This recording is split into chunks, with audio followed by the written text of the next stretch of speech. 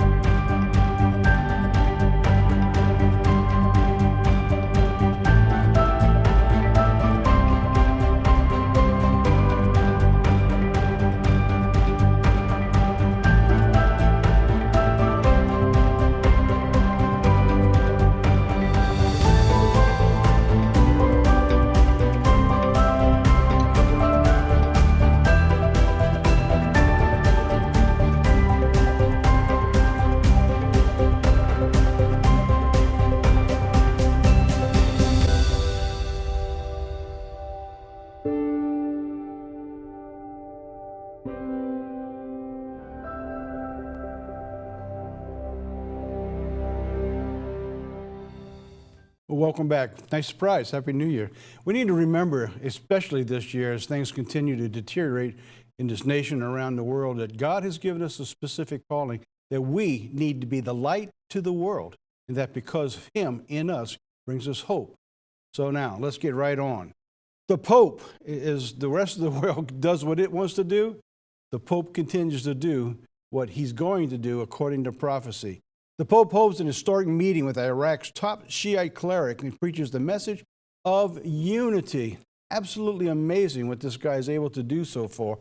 Putting together so many different churches together, all under the name of one God, which is no God at all, is going to be simply the human element of what's going on, called humanism, as he puts all of us together. In other words, take your faith and put it aside, because it's not going to mean anything to you. We need to take care of one another, and we're going to fix it ourselves, as the message goes. Pope Francis sought to reinforce ties across the religions during the second day of his trip to Iraq, visiting the top Shiite Muslim cleric, which is the Grand Ayatollah Ali al-Sistani, the Muslim cleric, on Saturday, and leading to a meeting with representatives from different faiths at the ancient site of Ur. Remember, where did we first hear Ur? Remember Ur? Where did God begin his call of Abraham? Interesting that he begins going here with the top Shiite. Where? At the ancient site of Ur. So it is another one of what Satan is doing, is marking his territory, to remove God. Now, to the rest of the world, they may not pay attention to that, but it's very important on God's throne, what's going on here. In the ancient site of Ur, in the south of the country, he visits the regions of Iraq once held by the Islamic states. So then he visits the Christian churches as they were bombed out in recent years by ISIS and some of the other terrorist organizations. So since arriving in Baghdad on Friday, Pope Francis has called for an end to violence and extremism and said that Iraq's dwindling Christian community should have a more prominent role as citizens with full rights, freedoms, and responsibilities. That's not going to happen. They're letting him think they can happen right now because they're looking for more funds, for more money as they continue to build their nuclear arsenal. And that I will talk about in another program. So now, let's move on. Transgenders in sports. You might have heard about this as all men who want to create equal now, so they're going to go against a girl or a woman. Mississippi governor, here's a good sign. Mississippi governor will be signing a bill that bans trans athletes from school sports. Mississippi now is on track to become the first state this year to enact a law banning transgender athletes from competing on girls' or women's sports teams. This is really going against the mainstream. Finally, somebody speaks up about it. But it's not the first time. This happened last year. Listen to this. Wyatt Ronan, a spokesman for the LGBTQ civil rights human rights group campaign, said that the Mississippi bill would be the first transgender sports bill signed into law this year. Now, that sounds really good, but it might mean nothing. Watch. Idaho enacted a similar bill in 2020 that has been blocked by a federal court. It doesn't matter, it seems like. No matter how many judges that the previous administration put in who might be conservative-minded, who would not go along with this, they find judges somewhere out there who leans left and supports that ideology, LGBTQ. Left-wing judges. Now, you know, the Bible talks about some of this. Look what God warned Israel that when they set up their judicial system, what they needed to do it properly. This is back when Moses' father-in-law was introducing a judicial system for Israel. Look what he said. He comes to Moses and he says, "Hearken now to my voice, and I will give you counsel, and God shall be with you. Be you for the people to Godward, that you may bring the causes unto God. And you shall teach them ordinances and laws, and you shall show them the way wherein they must walk, and the work that they must do." So here was Moses. Remember, he was sitting in front of the people, and pretty much all he was doing from morning till night was sitting there handling nothing but problem after problem after problem. Remember, his father-in-law said, "Look, you're going to wear yourself out." So he comes to Moses with an idea that God actually accepts and is part of God's plan for the way he does things.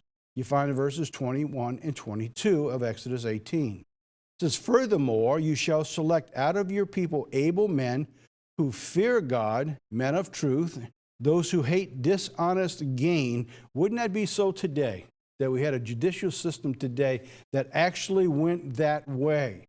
That they didn't have any ulterior motive when they made the decision, that they weren't afraid of being thrown out of office or not being able to have an eternity sitting in that office.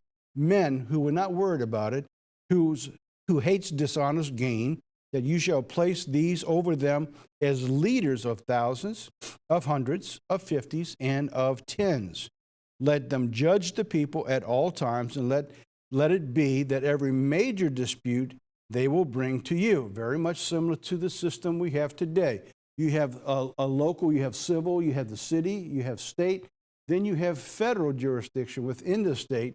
And then when the matters become of great importance, like here, they bring them to the Supreme Court. But every minor dispute, they themselves will judge. And so it will be easier for you, and they will bear the burden with you.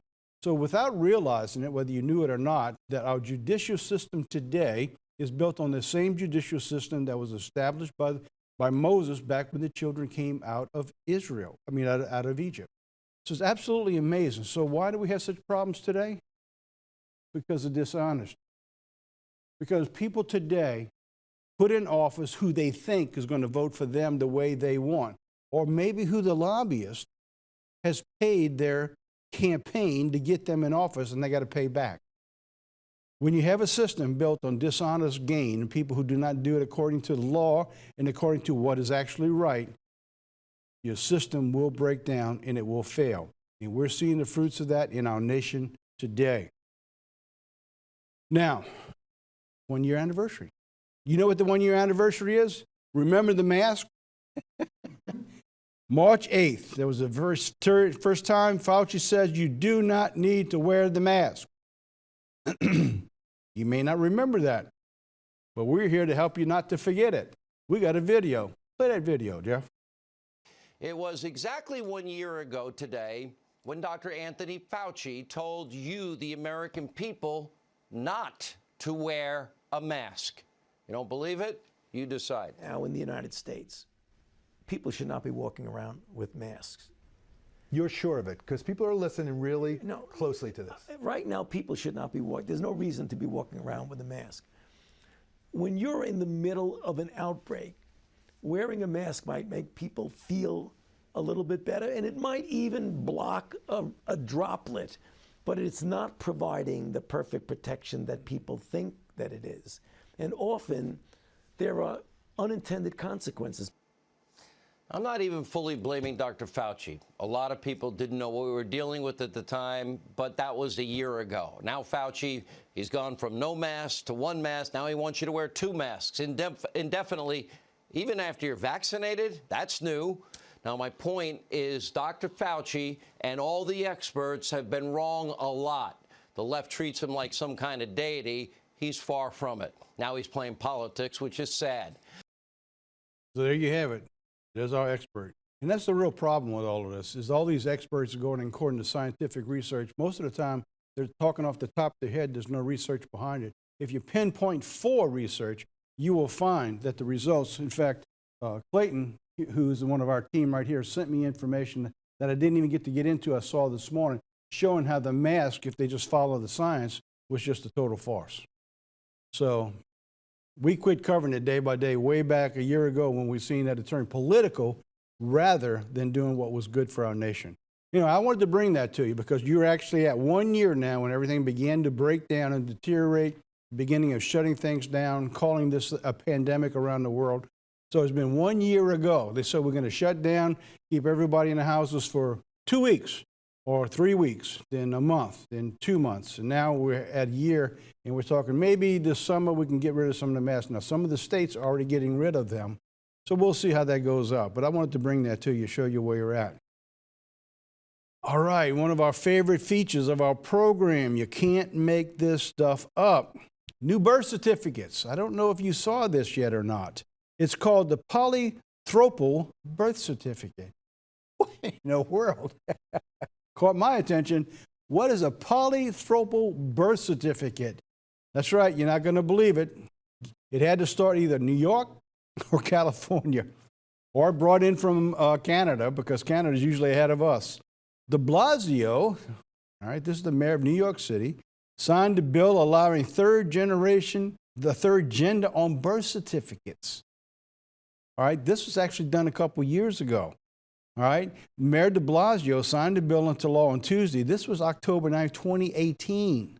So that was almost 3 years ago, 2.5 years ago anyway, allowing New York City residents to select a third gender category on their birth certificates without having to get approval from a medical professional.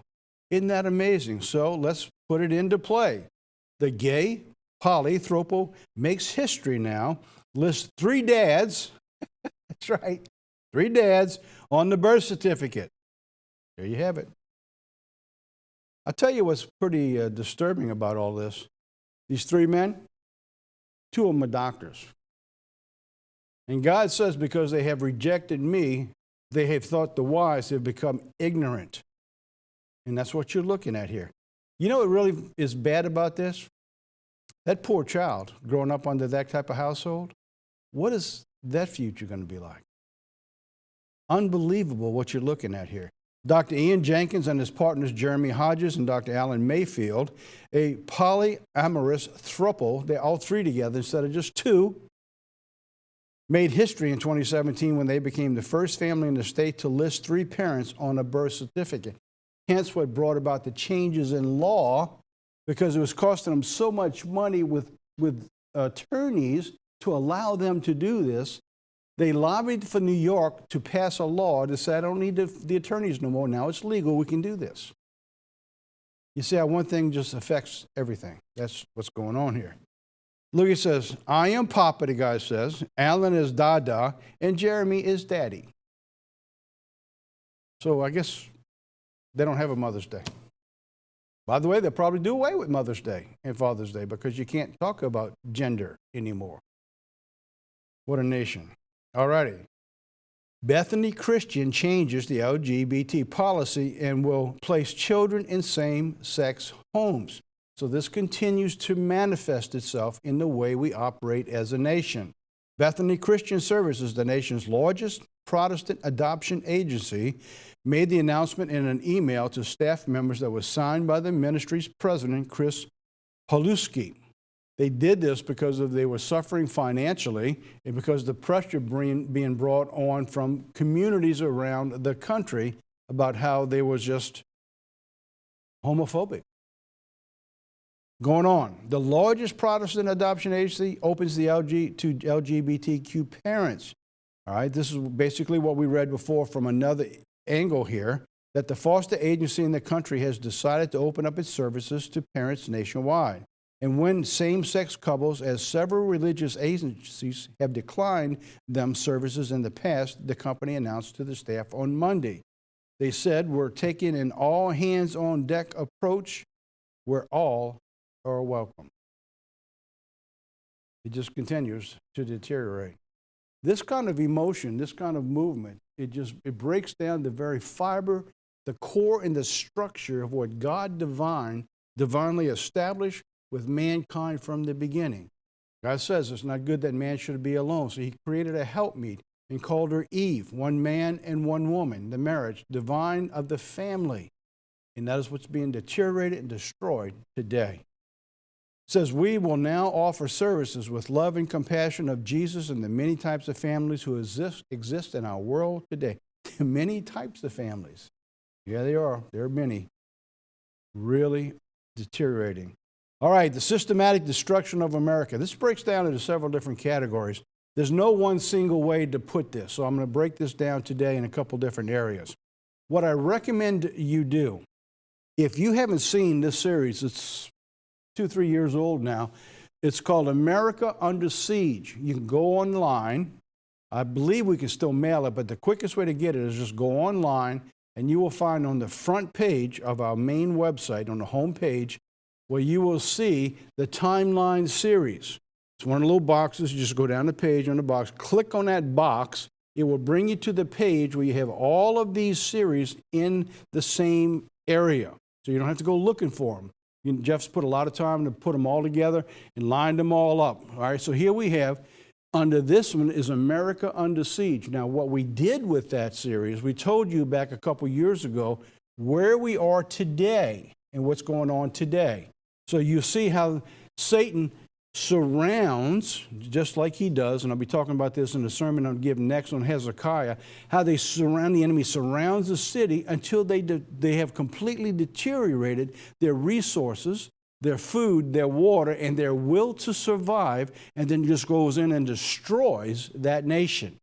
We were showing that on a spiritual sense, how that's what Satan has been doing to our nation, especially since 2015, when everything just really turned rapidly, when we changed the law to allow same-sex marriage in this nation, and it just began to plummet in a spiral all the way down to this abyss of where we're heading to today, that only Jesus Christ is going to be able to stop before he returns. I recommend go back, and if you've seen it before, go back and see it again. And when you understand where you are today, it's going to make all the difference in how much you understand for what was put together just a few years ago and how fast we're changing. So now, in the systematic destruction, we're going to talk about the exploitation of our nation's resources. the COVID relief package, opening the border, and then putting on your radar now the H-1 voting bill and the Equality Act. These are in, excuse me, these are in play. These are on the drawing board.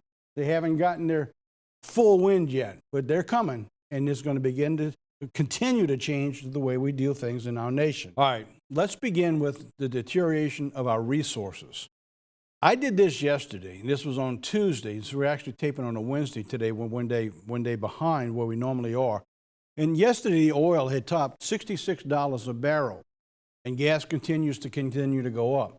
So what I did here, and I was just showing since the election, not since he took the office, but actually since the election, when they knew, when Donald Trump lost the election, according to what the Biden administration had promised to do, turning things around, shutting down the pipeline, and everything he had planned on with the green, they knew that gas was going to go up. So it all of a sudden began to change immediately. From that time to today, right here in New Orleans, I don't know what it is in your area, it might even be more than this, 65 cents to 70 cents a gallon since the election. I got out this morning, I'm driving over here. It went up another 10 cents a gallon since I put this together yesterday.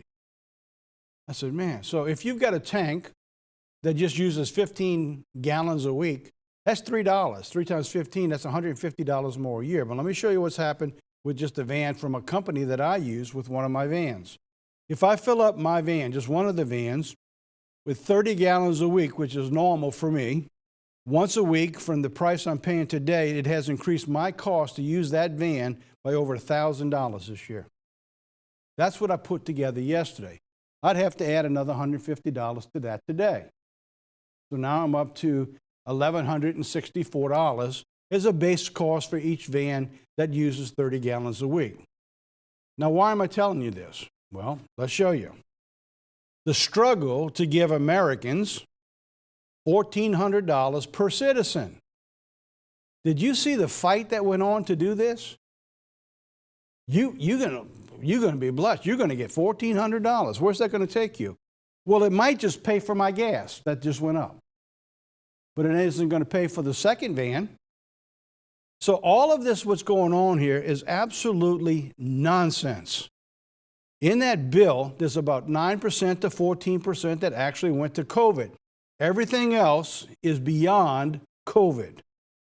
Of the $1.9 trillion, 9 to 14% of that bill is actually COVID related. All the rest is helping the blue states. By the way, most of the states and most of the cities, if you go look into the bill, who's getting the lion's share of this, or the cities who have sanctuary cities, the states that have sanctuary states. Well, the cost of being sanctuary is just exorbitant. The cost of feeding and caring for everyone in this welfare system is more than they got taxes money to come in. So they found COVID as the way to get out of the hole. But you're going to get your $1,400. Don't work. Don't worry about that. So now, the cost for this $1,400, this gift of our own money, by the way, you ready for this? They estimate this bill is going to cost every citizen $5,734. But don't worry, you're going to get your $1,400, even if you have to pay $5,700 to get it. Doesn't make any sense. Why doesn't people understand what's going on? God said He'll give them reprobate minds. They wouldn't be able to, they'd be an unsound head, an unsound foot, and everything in between. So that's what we're looking at right now. We board up our nation's Capitol building at the cost of $500 million and open up the border to continue to run up these costs. But this is not from me. This is their own budget. This is what they're telling us. But they get away with it because, you see, we don't have $5,700 to spend. So what they did? They sold out our nation. That's what's going on. They sold us out because this money can only be obtained down the road. That means your children and your children's children. That means the future of this nation is at stake every time they do this. Now listen, if you're not aware of this, they still have almost $1 trillion they couldn't even get out into the streets yet from previous bills.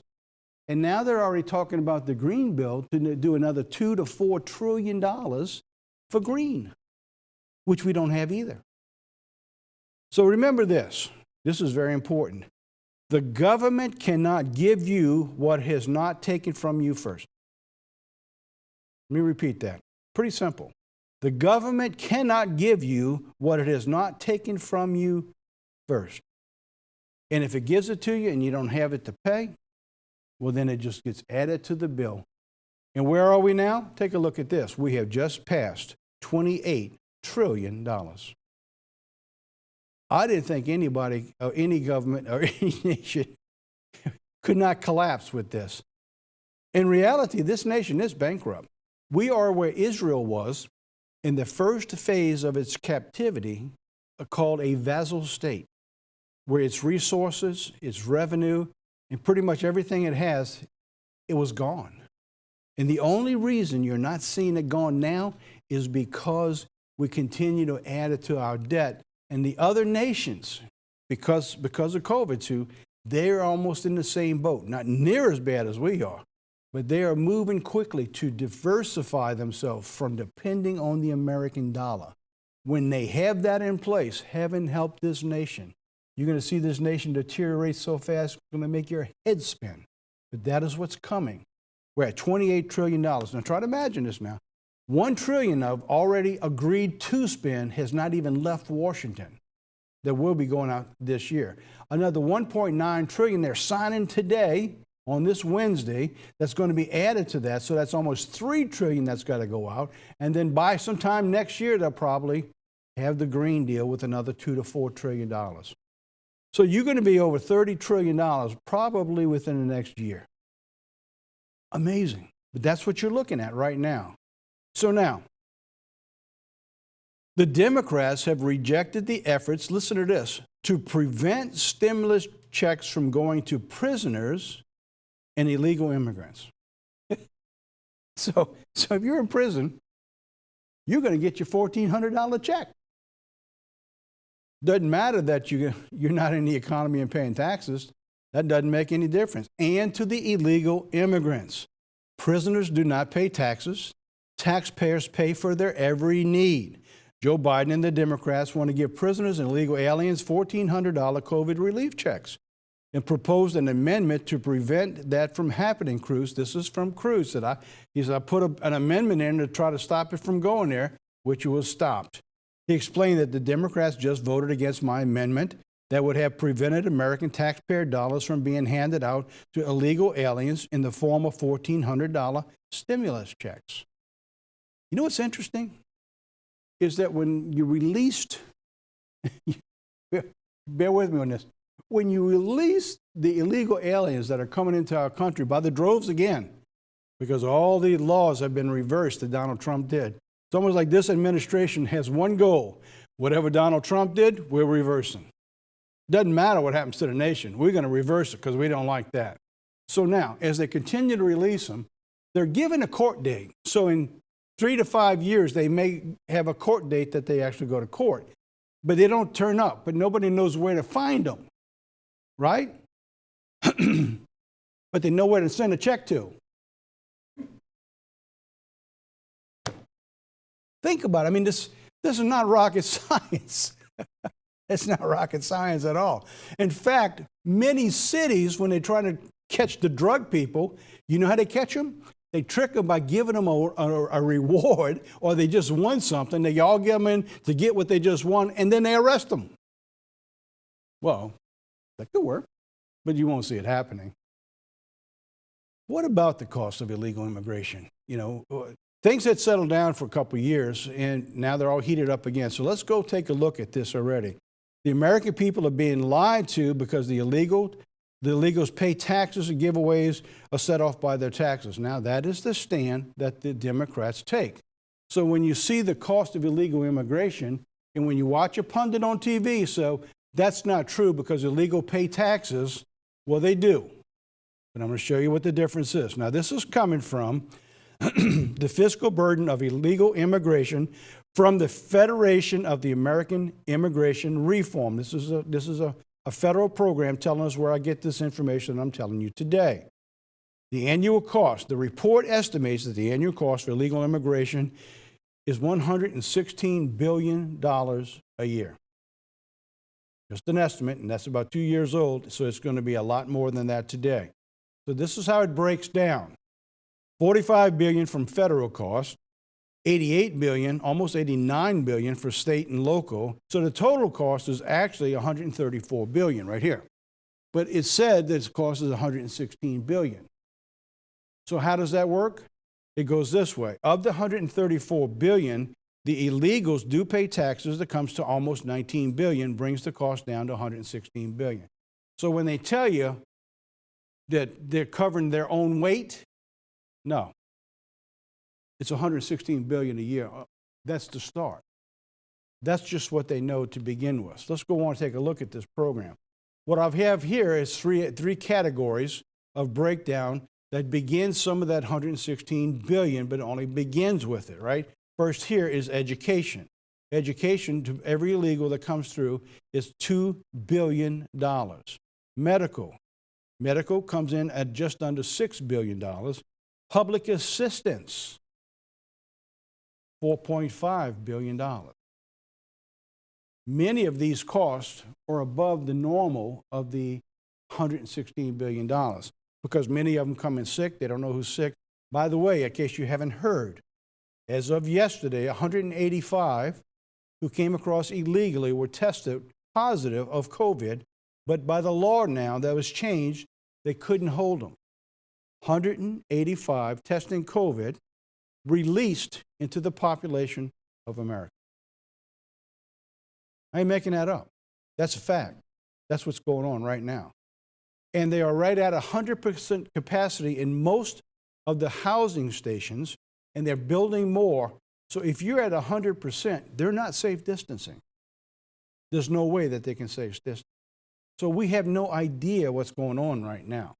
So let's go on. One more. This is a biggie. The law enforcement. Law enforcement is $7.9 billion a year for law enforcement. So now, for every illegal that commits a crime and is incarcerated that comes into the United States, you pay out of your taxpayer dollar that comes through because we are releasing the border and everyone just let them in, $34,000 as the starting point for everyone that goes to jail. Those are not my figures. Those are from the federal government. 1 in 5 prison inmates is a criminal alien. That means of all the prisons in the United States, 20% of everybody who in there is criminal illegal aliens. The additional cost. According to the GAO, or the Government's Accounting Office, during the 5-year period from 2011 to 2016, because they're still gathering 17, 18, and 19, the arrests include allegations of more than 1 million drug crimes. See, that's another problem coming across. We haven't even talked about all the illegal drugs that's coming over, the trafficking of children, and the pornography that comes with it all. 500,000 assaults took place, 133,000 sex offenses took place, 24,000 kidnappings, 33,000 homicides, and 1,500 terrorist-related crimes, all from illegal aliens. About 146,000 of them who had just finished their prison term, about 1 in 6, around 24,800, according to the report, had already been imprisoned at least once again. Amazing. 1 in 6. They go to prison, they turn loose, they did their time, they paid their debt to society, they're out there again, doing crime again. The crime of what's going on is going to increase. And you're going to watch it increase across the nation because now they're trying to turn people loose in prison because there's nowhere to put everybody. And they can't afford to continue to house them and keep them in prison. Look at God's warning for disobedience. Deuteronomy 28. The stranger that is within you shall be set high above you, very high, God says, and you shall come down very low. And the fruit of your land, there shall all the laborers shall a nation which you do not eat, and you shall only be oppressed and crushed away. So God's telling us that the stranger that is within you is going to continue to rise up, and that the fruit of our labors, we produce it. The people out there, they're working it. the family generations of farmers. They're taking all of the resources of the nation and they're having to give so much of it to the illegal alien that comes into the United States. Yes, you have to have a compassionate heart. I understand that. But you cannot condone evil. So here's the problem. The nations that created the problem for the Exodus, that's where you have to start. The nations as a whole. Where's the United Nations for all the atrocities that goes on in South and Central America? Why aren't they holding accountable the governments there? Why do they allow the continue the drug cartels to exist the way they do? Until you resolve the problem at its source, you are never going to fix the illegal problem that's coming because the people are running for their lives in many cases. Others just simply want a better life. So what's wrong with that? But when you can't handle it, you can't handle it. Now, suppose let's put it in perspective now. You're raising a family of 2 or 3 kids, and all of a sudden now you got 5 kids the government just puts into your house and you got to raise them too. Where are you going to get the resources? Well, that's part of the problem we have as a nation. Amazing. All right, that was so depressing. I had to throw one more. One more you can't believe make this stuff up. All right, you ready for this? The cancel culture continues.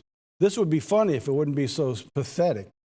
Next on the chopping block. Remember last week we brought in cartoons, remember? Dr. Zeus and Mr. Potato Head. Of course, you see the joke that's being passed around now. If you have no Mr. and Mrs. Potato Head, where are you going to get tater tots?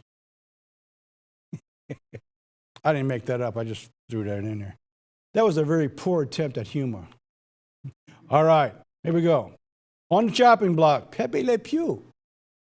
He slated no more for Pepe Le Pew because they said he promotes the rapist culture.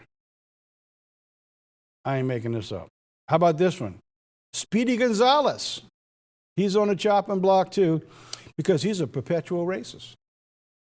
Unbelievable what's going on there. These were funny cartoons. I mean, there were a lot of humor. When I grew up, I mean, those thoughts never entered my mind. They were just funny. They were just funny to watch. In fact, they're still funny to this day. I don't know what they're going to watch in the meantime. All righty, now let's take a break. We're going to come back in just a moment. We're going to get into the spring holy days. But before we do, let's take a break, catch our breath, and watch this little video on I Choose Thankful. I'll be right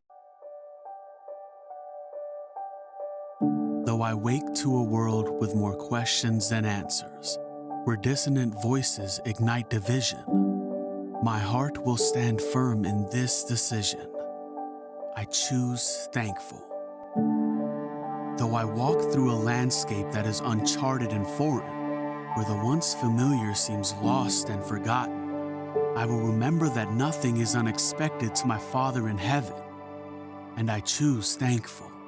Though I live each day uncertain of tomorrow, I will accept that tomorrow was never certain and cherish every chance to witness the wonder of creation. I choose thankful. I choose faith in what is unseen, hope for a future beyond the adversity, love spoken despite animosity. I choose to believe.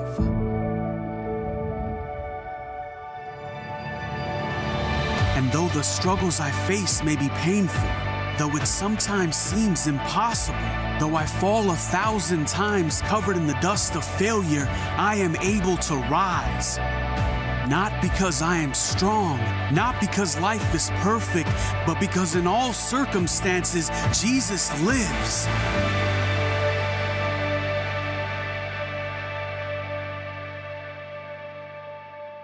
When this world stands perplexed and demands I give a reason for the hope that I have, I can only say that in Jesus' name, I choose thankful. It's not a simple choice.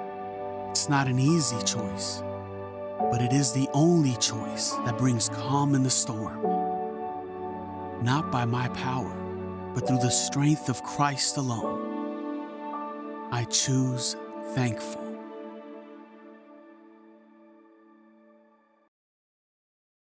All right, welcome back. Welcome back. choose thankful. And that's what we all need to do, to be praising God and be thankful for everything that God gives us, whether it's in plenty or in want. We need to choose to be thankful to God. All right, let's talk about the spring holy days. So as you know, at the beginning of our program, we talked about the beginning of months. I'm going to show you something today. If you were looking at the Hebrew or you were going through the internet, there's several different things that will come up when you type in the beginning of months. Here's one called the Rosh Kodashim, meaning the head of months. The second one, you have Kodesh HaAvi, which means the month of spring. All of these times are beginning around the first of the year of God's calendar. Kodesh HaRishon, which is the first month. Kodesh HaGilah, which means the month of redemption. The fifth one is Kodesh Nisan, meaning the month of Nisan. Kodesh HaMalakam, which is the month of kings. And the last one is Kodesh Yehuda, which is the month of Judah. So if you're looking around, you're typing out the beginning of months, you see any of these, quite often they're referring to the same thing from a different perspective of how they're speaking. All right, so here we're going to talk about the first of months in God's holy day calendar. This is found in the book of Leviticus, chapter 23. It says, "Speak to the children of Israel and say to them concerning the feast of the Lord, or the Eternal, that when you shall proclaim to be holy convocations, even these are my feast." The very beginning of a misconception of God's holy days is that when God says, and this is very important because you're going to hear people say, well, aren't those Jewish holy days? And they're not. They're God's holy days, and it's very clear in Leviticus 23 where God says, even these are my feasts that he gave to us, the children of Israel. Whether you're a born Israelite or you're grafted in through the redemption of the blood of Jesus Christ, we have accepted him as your Lord and Savior, you are a spiritual Israelite. And as such, we are required, according to God's laws, to keep his holy days, not the Jews. All right, so now, the feast. Let's take a look at that. The word the feast in the Bible, you look at Strong's, it's called 4150, means the moed, which means appointments. The convocations, God says, are the feast of the Eternal. The Eternal, they are the Lord's, not the Jews, as I explained just a moment ago. God says, even these are my feast that God has given to us. The convocations in Strong's is a public meeting or a rehearsal or an assembly, the calling of a convocation. So what God's saying, that when we come to these specific times of the year, that God has laid these out as his days that we are to keep in holy convocation. In other words, we come together to worship him on these days. Not complicated. Basically, that's what this is telling us. Complications sometimes do come in. People say, well, I don't understand what we're supposed to be doing, how and when. So what I'm going to do today is I'm just going to take two areas that we can all agree on as a church. All right, so now, in the spring holy days, it's broken down. If you look at a calendar, in God's time is circular. It comes back and recycles itself. Whereas Western thinking, when we look at it, we look at things in the timeline, where you start somewhere or where you finish somewhere. But in Hebrew, what they do is where they start brings them back to where they finish. Where God tells us from the very beginning, he says, what I have said that what's going to happen at the end, I've already told you at the beginning. So it makes the cycle bring us back. So every year as we do this, what God calls these are rehearsals. The holy days represent a plan of God that we put into play every year until they come to fruition. In the first quadrant of the first of the holy days, there's three series of holy days. The very first is the spring holy days. You have Passover and the days of unleavened bread in this very first series in the spring holy days. Now, the confusion that comes up every year is a misunderstanding or of the way it's laid out in the Old Testament. Here, Luke 10 says this. On one occasion, an expert in the law stood up to test Jesus, and the teacher asked, "What must I do to inherit eternal life?" I love this example here because you see, sometimes the way God lays his word out It wants you to research to see what you come up with, to see if you can fit into the plan of God the way He has described it, or maybe you're just going to go out and create some whole new misconception. Here, it says, he came back to him and he says, what is written in the law? How do you read it? That's really interesting. You see, in other words, Jesus Christ wants us to think. He laid out the law in a specific way that it must be done the way He tells us to do it. But then He comes back and says, but how do you read it? So what happens is people read into something that's either not there or they misunderstand what is there. Right? You with me on that? So now, let's start with this. We want to start on something that the churches of God can agree on. So I'm going to stay pretty much in the New Testament here to help us understand how we do things today. The timing or the partaking of the Passover, the bread, which is the body of Jesus Christ, and the wine, which represents the blood of Jesus Christ. The timing of the night to be much observed. See, now, there is a confusion because the Jews keep it a certain way, and of course the Church of God keeps it a certain way. And Protestant churches and Catholic churches, they're completely oblivious to all this. They have their own day they call Easter, a counterfeit supplement to God's Passover. All right, so now let's get back into this. So now, Exodus 12, verse 6 says this, talking about the lamb that you set it aside on the 10th. Now we pick it up in this verse 6. You shall keep that lamb until the 14th day of the month, when the whole assembly of the congregation of Israel shall kill it in the evening. Now, in the Old Testament, this is the beginning of confusion from the Old Testament to the New, that actually when you kill the lamb. So now, I'm going to talk from the perspective of Jesus Christ being the lamb when He was crucified. And don't forget, duality, a former, a latter, a physical, a spiritual. Jesus Christ is the fulfillment of the former. He is the spiritual and the latter. In the New Testament, all right? We're going to go into the New Testament. When was Jesus Christ killed? Look, Matthew 27, verse 46 and 50.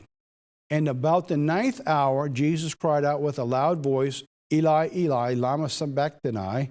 That is to say, my God, why hast thou forsaken me? And Jesus had cried out with a loud voice, and He yielded up His spirit. When was that? The 9th hour. When is the 9th hour? It is 3 o'clock in the afternoon. The going down of the sun, depending on how you read it, depending on which of the Hebrew authors you go into, you will find that the Hebrew going down of the sun goes from noon until sunset. There are different words in the Old Testament that means the period of time of the sunset and actual dark. There's a certain specific time. And again, that brings in the confusion of the Old Testament. I believe that the duality of the events of the New Testament tells me what the Old Testament is.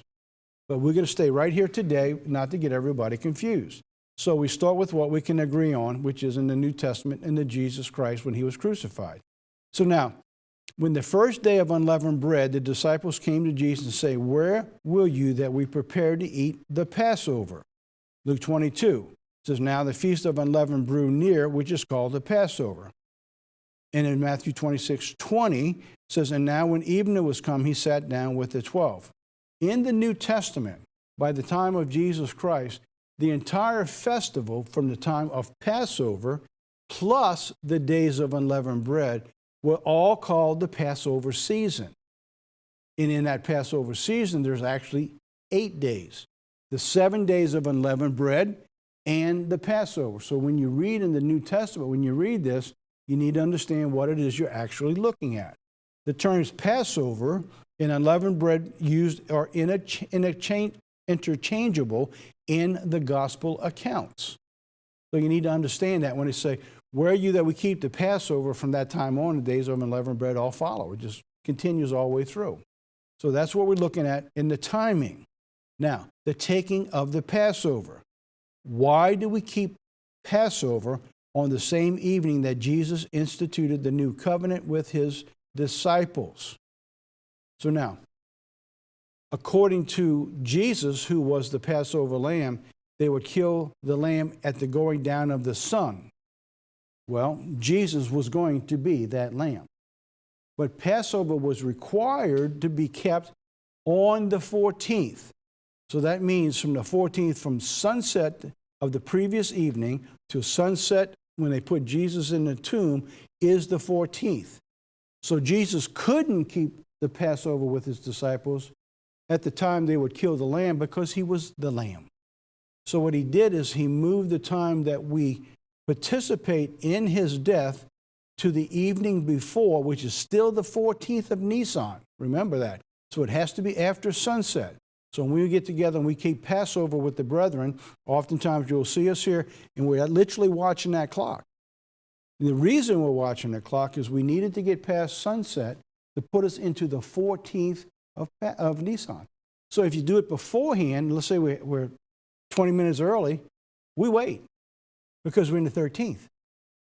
The law says on the 14th, so when it hits sunset, then we can begin. That he kept his Passover with his disciples. That is when he introduced the bread and the wine, because you see, there would be no more need for sacrifice after that, because he would be the sacrifice, as Hebrews says, once for all.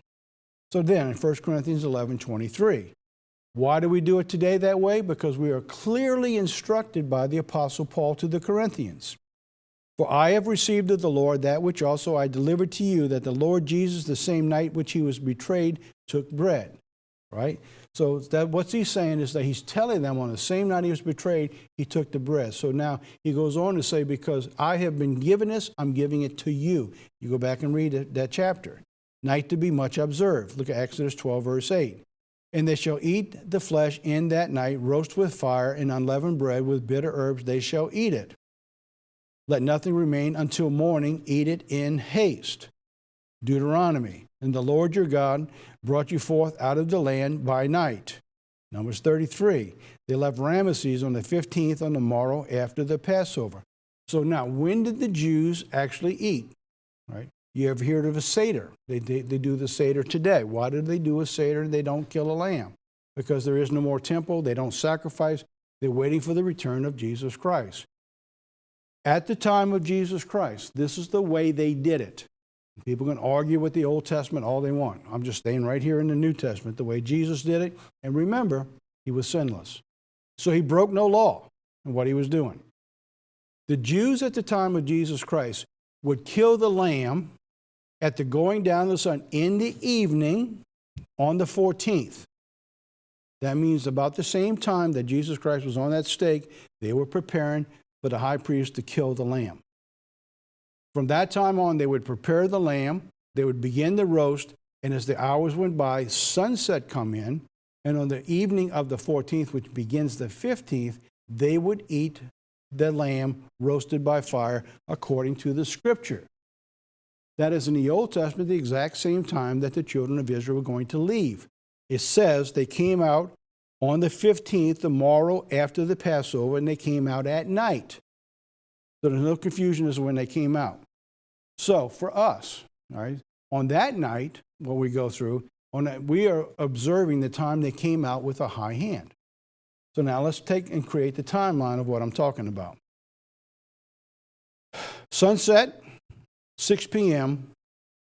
to sunset, 6 p.m. And where you're at might be 7:30, but we're just looking at sunset to sunset. And then, of course, you have a sunrise. And in between, you have a midnight time and you have a noon time. So God's quadrants is broken down every 6 hours the way things go. At the end of the 13th, the beginning of the 14th is the time that we begin that night to take the bread and the wine on the very same night that Jesus did it with his disciples. Then we're on the 14th at that sunset when we do that. You have a 24-hour period from the 14th to the 15th. Now, in this period right here, this is when Jesus Christ was crucified. Sunset, then at 6 o'clock, at that particular time is when the Jews begin their Seder. And what we do, God tells us, that during that time is we celebrate the children of Israel coming out with a high hand. This period is our night to be much observed. So we have from here, with Jesus after sunset, celebrated with the bread and the wine, which we do today. The very next night, here, is when we celebrate the night to be much observed. of coming out of sin and bondage. Why? Because here is when Jesus paid the price. Going on. That's at midnight. Now going on a little bit further. So you have the 14th, from the 14th, midnight and sunrise. Jesus dies at 3 p.m. And the Numbers 33, the children of Israel leaves Egypt by night on the 15th. All right, so basically a pretty simple timeline for when we do it. Timeline of the crucifixion, I'm not going to have time to go through all of this, but I put this in here so you can pause the DVD or pause your internet, and you can go through hour by hour as they go through, and it gives you the scriptures and the timeline of everything of Jesus' crucifixion on that specific day, and actually all the way through to his ascension to heaven on Sunday. And by the way, he wasn't crucified on a Friday. He was crucified in the middle of the week. He was resurrected Saturday evening, and he ascended on Sunday morning. He was our wave sheaf offering. He returned to the Father who sent him. All right, there's a lot more to talk about on that. It can get very complicated. I hope I kept it simple enough that everybody can stay on target with that. All right, from the home office today, let's begin to wrap this up. Sermons going out. Ears to Hear by our guest speaker a few weeks back, Bobby Edmond. That'll be going out. And part 2 of Pre-War Normalization of America. All that's going out. Now, this is very important for you. If you're watching on a handheld device or a tablet or whatever, normally you go to the website, and this is what you would get, and you catch all the stuff that comes in. It takes a while to load up, and it gets very busy in a really small area. But what Bob Bourne has done for us, he's been able to set this up. NNI.app is all you need to type in. And what comes up is what you're looking at right here, just the news nuggets and insights. So if you want to catch all your news nuggets and insights, and you're on a handheld device and you're traveling some way, that's all you need to do. It keeps it real simple, and you have access to every news and nuggets we did by year and by date on that app. And it loads up real quick, and it's a lot easier to see. The spring holiday season, Passover begins on a service evening. We'll be keeping Passover on, I believe it's a Friday night. Let's see, we got a 3-day event. Yeah, Passover is on a Friday evening after sunset. Sabbath services will be during Saturday during the day. Saturday evening is the night to be much observed. And then Sunday is the first day of unleavened bread. So it's actually like a 3-day event, all falling on the weekend. So if you're attending with a church somewhere, you maybe do something real special this year. Pretty rare for it to fall this way. So make the most of it this year and make it a very special time. How about this? Time to do this. All right, all you Hebrew scholars, what do I have up there? Time to clean out the leaven. You're supposed to be unleavened during those 7 days. So if you haven't started it right now, it's a really good time to go through your food and your freezers and begin to unleaven your house. Eat it up. Get rid of it. Time to put on all that fattening food to get rid of it so we can get unleavened during the unleavened bread. All righty, that's it for our program. Man, a lot we covered there, and I think we're in good shape on time today. So before we close the program today, this is a very inspirational video. It's called Alpha and Omega. Take a look. We'll be right back to close the program.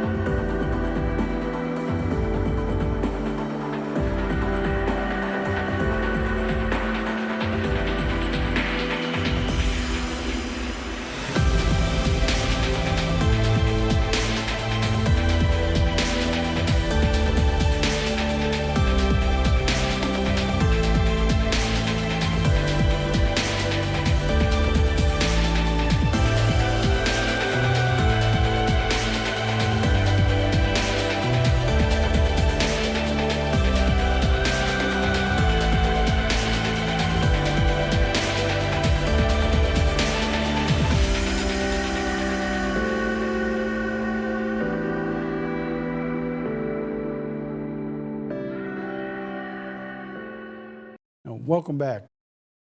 We've actually, Audrey's found us a kind of a series of these type of videos with different writings and different information, different music. And we're going to be from time to time playing some of these for the closing of our program. Very inspirational videos. Well, that's it.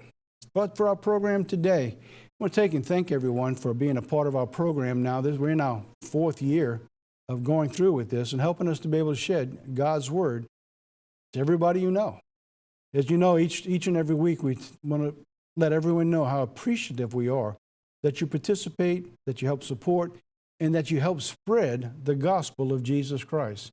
This world doesn't have much longer to go, it doesn't look like. So we need to do everything in our power to be as diligent and as urgent as we possibly can to promote the word of the living God of this world in which we live today. Thanks again, and remember, as we close every program, share this with everybody you know. They're going to love you for it, or not. Till next week, God be with you.